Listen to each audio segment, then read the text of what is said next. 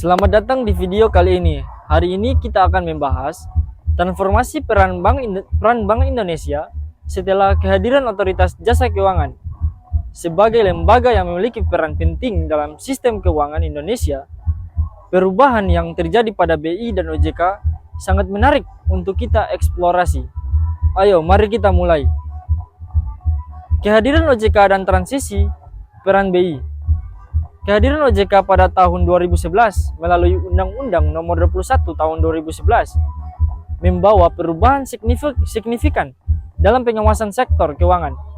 Beberapa poin penting mengenai transisi ini adalah: yang pertama, pengalihan tanggung jawab. Nah, OJK mengambil alih sebagian besar fungsi pengawasan dari BI, termasuk pengawasan terhadap bank umum dan lembaga keuangan non-bank.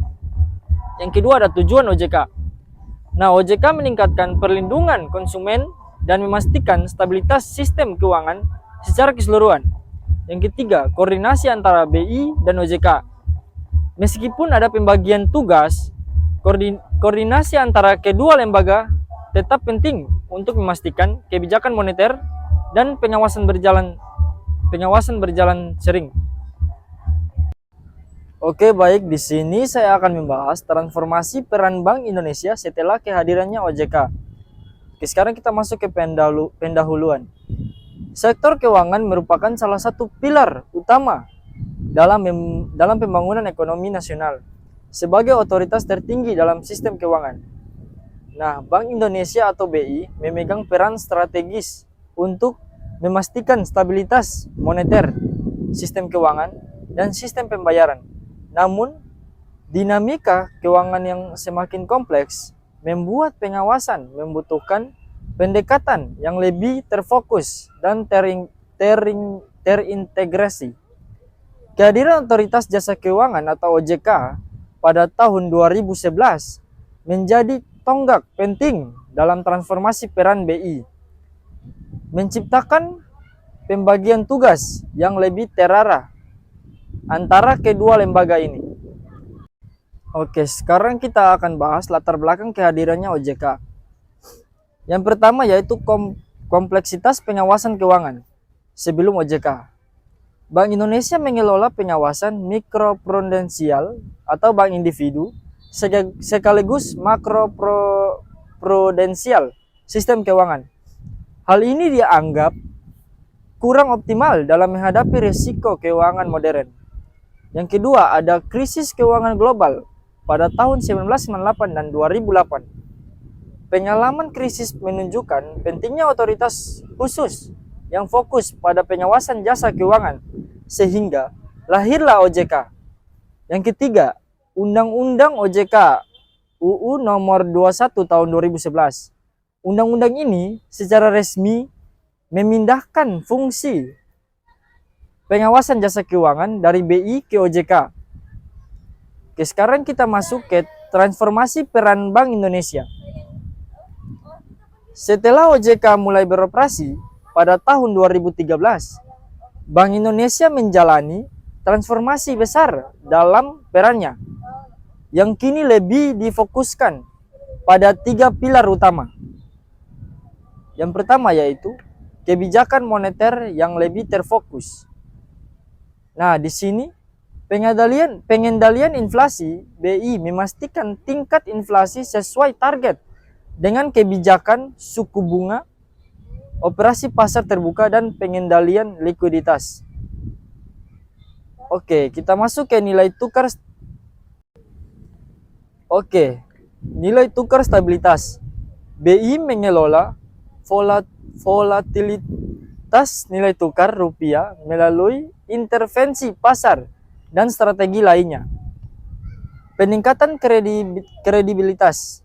Dengan peran yang lebih terfokus, BI dapat lebih dipercaya oleh pelaku ekonomi global dan domestik.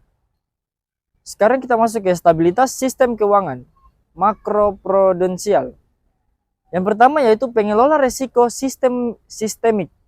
BI bertugas mengidentifikasi potensi risiko yang dapat menguncang sistem keuangan secara menyeluruh.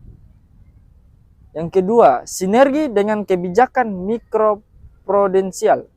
BI bekerja sama dengan OJK untuk menciptakan stabilitas keuangan yang holistik. Yang ketiga, fasilitas likuiditas perbankan. Dalam situasi darurat, BI menyediakan fasilitas likuiditas untuk menjaga kepercayaan publik terhadap bank. Sekarang kita masuk ke sistem pembayaran dan inovasi keuangan. Bank Indonesia tetap menjadi regulator utama dalam sistem pembayaran dengan fokus pada digitalisasi sistem pembayaran. BI mendorong penggunaan QRIS transfer antar bank berbasis BI Fast dan mempercepat adopsi teknologi keuangan. Yang kedua, keamanan transaksi digital. Menyusun regulasi yang memastikan perlindungan konsumen dalam transaksi digital. Yang ketiga, ada sistem pembayaran berbasis rupiah digital. Sebagai langkah awal menuju pengembangan sentral bank digital Suren atau CBDC. Oke, baik, sekarang kita masuk ke transformasi digital dan adaptasi regulasi. Dengan kemajuan teknologi, Bank BI atau Bank Indonesia maupun OJK atau Otoritas Jasa Keuangan harus beradaptasi dengan cepat. Beberapa tantangan dan inisiatif yang dihadapi adalah yang pertama, keamanan cyber. Nah, di sini ancaman terhadap keamanan data menjadi perhatian utama bagi kedua lembaga. Yang kedua, ada inovasi teknologi. Penggunaan teknologi seperti big data, AI, dan blockchain dalam pengawasan dan regulasi. Yang ketiga, ada regulasi yang adaptif. Nah, di sini mengembangkan regulasi yang dapat mengikuti perkembangan teknologi finansial atau fintech dapat mengorbankan perlindungan konsumen. OJK juga telah menerbitkan berbagai peraturan untuk mendukung transformasi digital sektor perbankan, termasuk POJK nomor 21 tahun 2023 tentang layanan digital oleh Bank Umum. Ini menunjukkan komitmen untuk menciptakan lingkungan yang mendukung inovasi sambil tetap memperhatikan aspek prudensial. Oke, baik, di sini kita akan membahas visi dan misi baru Bank Indonesia. Dalam menghadapi tantangan baru, Bank Indonesia telah menetapkan visi baru sebagai bank sentral yang modern. Beberapa inisiatif strategis meliputi yang pertama, transformasi digital. Nah, di sini memanfaatkan teknologi untuk meningkatkan efisiensi operasional dan pelayanan publik. Yang kedua, kebijakan moneter yang responsif. Nah, di sini mengembangkan kebijakan moneter yang lebih responsif terhadap dinamika ekonomi global. Yang ketiga, pendidikan dan literasi keuangan. Nah, di sini meningkatkan literasi keuangan masyarakat agar lebih memahami produk-produk keuangan. Visi ini sejalan dengan cetak biru transformasi digital perbankan yang disusun oleh OJK atau Otoritas Jasa Keuangan untuk mendorong perbankan Indonesia menjadi lebih resilient dan berdaya saing. Oke, baik, sekarang kita masuk ke koordinasi antara BI dan OJK. Koordinasi antara Bank Indonesia dan Otoritas Jasa Keuangan atau OJK menjadi kunci dalam menjaga stabilitas sistem keuangan. Beberapa aspek penting dari kerjasama ini meliputi yang pertama yaitu pertukaran data dan informasi. Nah, di sini kedua lembaga ini saling berbagi data untuk meningkatkan efektivitas pengawasan. Yang kedua, ada penyusunan kebijakan bersama. Dalam beberapa kasus, BI dan OJK atau Otoritas Jasa Keuangan bersama-sama menyusun kebijakan untuk menghadapi tantangan di sektor keuangan. Yang ketiga, penanganan krisis keuangan. Kerjasama dalam menangani krisis keuangan seperti krisis likuiditas atau masalah solvabilitas bank. Transformasi digital dan adaptasi regulasi. Dengan kemajuan teknologi, Bank Indonesia atau BI sebagai bank sentral memiliki peran strategis dalam menjaga stabilitas moneter dan mengatur sistem keuangan. Kehadiran Otoritas Jasa Keuangan atau OJK pada 2011 memicu transformasi peran BI. Sebelum kehadiran OJK, BI memiliki peran ganda. Yang pertama, mengatur dan menjaga stabilitas moneter. Yang kedua, mengatur dan mengawasi lembaga keuangan. Yang ketiga, menjaga stabilitas sistem keuangan. Nah, kehadiran OJK dan perubahan peran BI. Yang pertama yaitu OJK mengambil alih peran pengawasan dan pengaturan lembaga keuangan. Yang kedua, BI fokus pada kebijakan moneter dan stabilitas sistem keuangan. Yang ketiga, BI meningkatkan peran dalam pengelolaan likuiditas, pengawasan transaksi keuangan, pengembangan sistem pembayaran. BI juga meningkatkan kerjasama dengan OJK. Transformasi peran BI. Yang pertama yaitu fokus pada kebijakan moneter atau suku bunga, inflasi, dan stabilitas mata uang. Yang kedua, pengembangan sistem pembayaran. Nah, di sini Gerbang Pembayaran Nasional atau GPN. Yang ketiga, peningkatan pengawasan transaksi keuangan. Anti pencucian uang atau AML. Yang keempat, pengembangan ekonomi digital. Yang kelima, peningkatan kerjasama internasional. Dampak dan tantangan.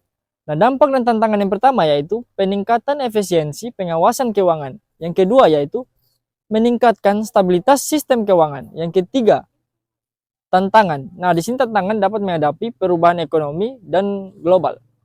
Yang keempat, tantangan meningkatkan kesadaran masyarakat. Oke, baik. Di sini kita dapat mengambil kesimpulan transformasi peran BI setelah kehadiran OJK memperkuat peran BI dalam menjaga stabilitas moneter dan pengimbangan sistem keuangan. BI harus tetap berinovasi dan beradaptasi dengan perubahan ekonomi global. Sumber-sumbernya saya dapat dari yang pertama Undang-Undang Nomor 23 Tahun 1999 tentang Bank Indonesia. Yang kedua, Undang-Undang Nomor 21 Tahun 2011 tentang Otoritas Jasa Keuangan. Dan yang ketiga, situs resmi Bank Indonesia dan OJK. OJK juga telah menerbitkan berbagai peraturan untuk mendukung transformasi digital sektor perbankan, termasuk POJK Nomor 21 Tahun 2023 tentang layanan digital oleh Bank Umum. Oke, baik, kita dapat mengambil kesimpulan. Kehadiran OJK membawa perubahan signifikan pada peran Bank Indonesia atau BI. BI kini lebih terfokus pada stabilitas moneter, sistem keuangan makro, dan pengembangan sistem pembayaran. Transformasi ini menciptakan ruang bagi BI untuk bekerja lebih efisien dan strategis dalam mendukung perekonomian nasional. Namun tantangan tetap ada, terutama dalam digitalisasi dan koordinasi antar lembaga. Ke depan, sinergi antara BI, OJK, dan pemerintah akan menjadi kunci untuk menjaga stabilitas dan pertumbuhan sektor keuangan Indonesia. Dengan peran yang lebih terfokus, Bank Indonesia tetap menjadi salah satu pilar utama dalam mendukung visi besar Indonesia menuju negara dengan ekonomi yang stabil dan inklusif. Oke, baik. Itulah pembahasan dari saya pada video kali ini.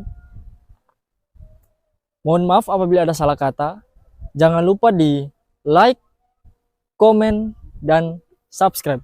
Sampai berjumpa di video-video part selanjutnya di channel saya. Bye-bye.